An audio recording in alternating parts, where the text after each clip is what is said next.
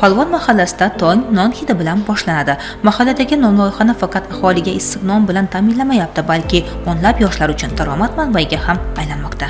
Bir vaqtlar kichik tashabbus sifatida boshlangan ish bugun mahallaning eng serdaromad tadbirlaridan biriga aylangan. Eng muhimi, bu yerda faqat non yopilmayapti, mehnat, tajriba va yoshlarda ishonch ham shakllanmoqda.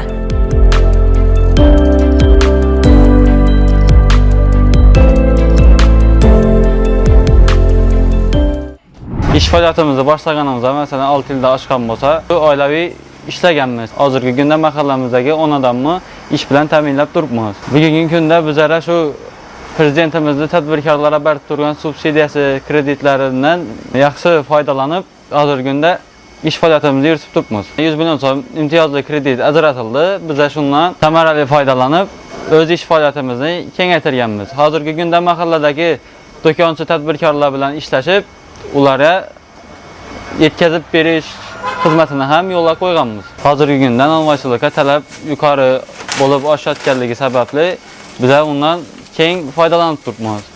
Shu masalan, bizning Xorazm viloyati bo'lishina qaramasdan bizda Namangan nonlari hozirda hammasi chiqib turibdi.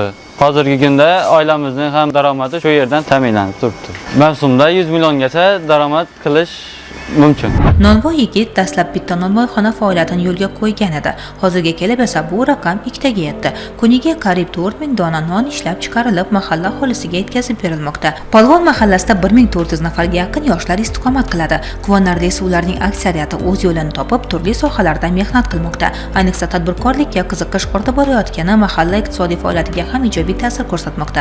Mahallada kichik bizneslarning ko'payishi yoshlar bandligini ta'minlashda muhim omil hisoblanadi. Nonvoyxonalar kabi loyihalar esa faqat xizmat ko'rsatish sohasini rivojlantirmaydi, balki yangi ish o'rinlari yaratish orqali ijtimoiy barqarorlikni ham mustahkamlaydi. Masalan, navbatdagi yosh ham unga ko'rsatilayotgan yordamlardan mamnun. Imtiyozli moliyaviy ko'maklar orqali ko'plab tashabbuskor yoshlar o'z biznesini yo'lga qo'yishmoqda.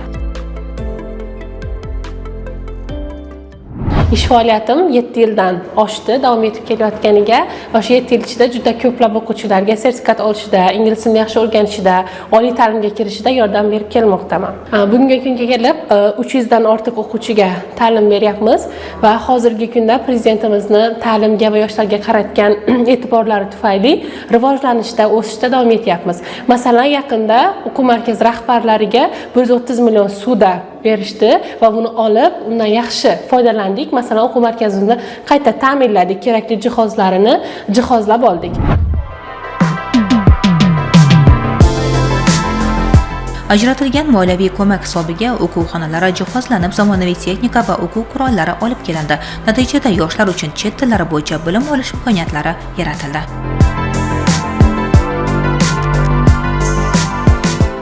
O'quv markazimiz yonida kutubxona tashkil qilish niyatidamiz. Yoshlarni yanada kitob bilan, bilim bilan band qilish uchun va bu uchun ham prezidentimiz 300 million foizsiz qarz berishni taklif qilmoqda. Albatta bu imkoniyatdan ham foydalanamiz. O'quv markazimiz yonida chiroyli shinam kutubxona yaratish niyatimiz bor. O'zimni shaxsiy binomni qurishim uchun ham prezidentimizning farmonlariga ko'ra katta investitsiya taklif qilinmoqda va bu bizlar uchun sharaf va harakat qilishimizga motivatsiya desam bo'ladi. Berilayotgan barcha imkoniyatlardan unumli foydalangan holda niyatimiz yanada o'sib rivojlanish va tumanimizdagi barcha yoshlarni faqat kerakli foydali narsalar bilan band qilish. Mutaxassislar fikricha, ta'lim sohasida yo'naltirilayotgan bunday mablag'lar nafaqat bir tadbirkorning faoliyatini qo'llab-quvvatlaydi, balki hududda intellektual muhit shakllanishiga ham xizmat qiladi. Hozirgi kunda deyarli barcha fandan sertifikatlarim mavjud va muddatidan oldin talaba bo'lganman. Kelajakdagi maqsadim ingliz tili o'qituvchisi bo'lish. Hozirgi kunda ham ta'lim olib, bilimimni yanada mustahkamlash maqsadida ishlayapman. O'zimni o'qituvchim bilan birgalikda.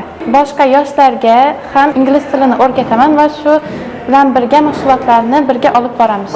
O'quv markazining joylashuvi qulayligi, bu mahallada bo'lganligi, mahalladagi o'quvchilar va uzoqdan kelganlarga ham shu yerda bemalol ta'lim ola olishadi. Endi ular chetga ketishlari emas, uzoq joylarga borishlari emas, balki o'z hududidagi o'quv markazlariga kelishlari va ta'lim olishlari mumkin. Men hozirgi yoshlarga berilayotgan imkoniyatlardan xursandman, chunki ham ta'lim olyapman va bandligimni ta'minlayapman. Bularning barchasi O'zbekistonning yoshlarga berilayotgan imkoniyatlaridir. Bugun tashkil etilayotgan o'quv markazi ertangi kun mutaxassislarni tarbiyalaydigan bilim maskaniga aylanmoqda. Eng muhimi, yoshlarning tashabbusi va bilimga bo'lgan intilishlari qo'llab-quvvatlanayotganligidir.